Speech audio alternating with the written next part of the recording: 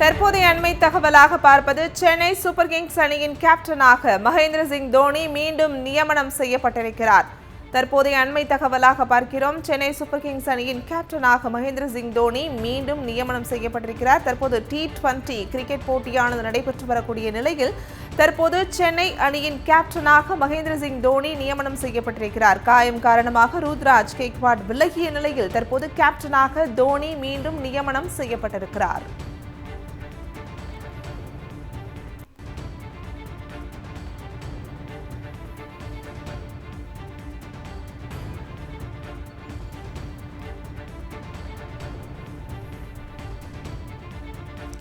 Chennai super Kings அணியின் கேப்டனாக மகேந்திர சிங் தோனி மீண்டும் நியமனம் செய்யப்பட்டிருக்கிறார். இதற்கான காரணம் காயம் காரணமாக ருத்ராஜ் கெய்க்வாட் விலகிய நிலையில் தற்போது தோனி மீண்டும் நியமனம் செய்யப்பட்டிருப்பதாக தற்போது தகவல் வெளியாகி இருக்கிறது. இது தொடர்பான மேலும் தகவல்களை தருவதற்காக எமது செய்தியாளர் மீனா தற்போது இணைப்பில் இருக்கிறார். வணக்கம் மீனா, தற்போதைய தகவல் என்ன விளக்குகிறது?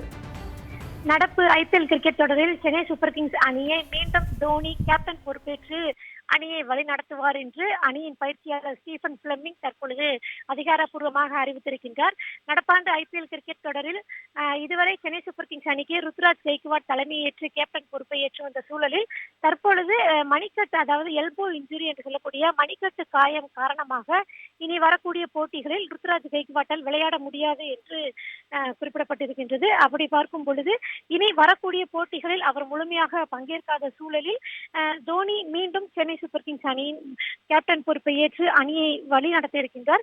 சென்னையில் நாளை CSK மற்றும் கொல்கத்தா அணிகளுக்கு இடையிலான போட்டி என்பது நாளை நடைபெற இருக்கின்றது. இந்த சூழலில் ருத்ராஜுக்கு பதிலாக இனி வரக்கூடிய அனைத்து சென்னை அணிக்கான போட்டிகளுக்குமே மகேந்திர சிங் தோனி மீண்டும் கேப்டன் பொறுப்பேற்று அணியை வழிநடத்த இருப்பதாக சற்று முன் நடைபெற்ற செய்தியாளர் சந்திப்பில் சென்னை அணியின் பயிற்சியாளர் ஸ்டீஃபன் பிளெமிங் குறிப்பிட்டிருக்கிறார். குறிப்பாக கடந்த போட்டியிலேயே ருத்ராஜ் கெய்க்வாட் விளையாட மாட்டார், அவருக்கு காயம் ஏற்பட்டிருப்பதால் அவருக்கு பதிலாக தோனி தான் அணியை வழி நடத்துவார் என்று எதிர்பார்க்கப்பட்டது. ஆனால் ருத்ராஜ் மீண்டும் கேப்டன் பொறுப்பை ஏற்று விளையாடிய சூழலில் தற்பொழுது அந்த காயம் என்பது சரியாகாத காரணத்தினால் இந்த சீசன் முழுவதுமாக அவரால் விளையாட முடியாத சூழல் என்பது தற்பொழுது ஏற்பட்டிருக்கின்றது. ஆகையால் தோனி மீண்டும் சென்னை அணியின் கேப்டன் பொறுப்பை ஏற்றிருக்கிறார். வரக்கூடிய அனைத்து போட்டிகளுக்கும் அவர் கேப்டன் பொறுப்புடன் விளையாட இருக்கின்றார். சென்னை சூப்பர் கிங்ஸ் அணியின் ரசிகர்கள் மத்தியில் இது ஒரு மிகப்பெரிய ஒரு மகிழ்ச்சியான செய்தியாக பார்க்கப்படுகின்றது.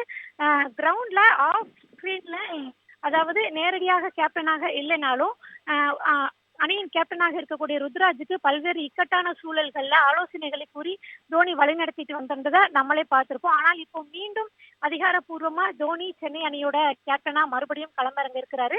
தொடர்ந்து சென்னை அணி 4 போட்டிகள்ல தோல்வியை தழுவிய நிலையில நாளை சேப்பாக்கத்துல கொல்கத்தா, நடப்பு சாம்பியன் கொல்கத்தா அணியோட விளையாட இருக்குது. இந்த சூழல்ல மீண்டும் தோனி அதிகாரப்பூர்வமாக கேப்டன் அறிவிக்கப்பட்டிருக்கிற சூழல்ல நாளைய போட்டியில சென்னை அணி எழுச்சி பெற்று மீளும்.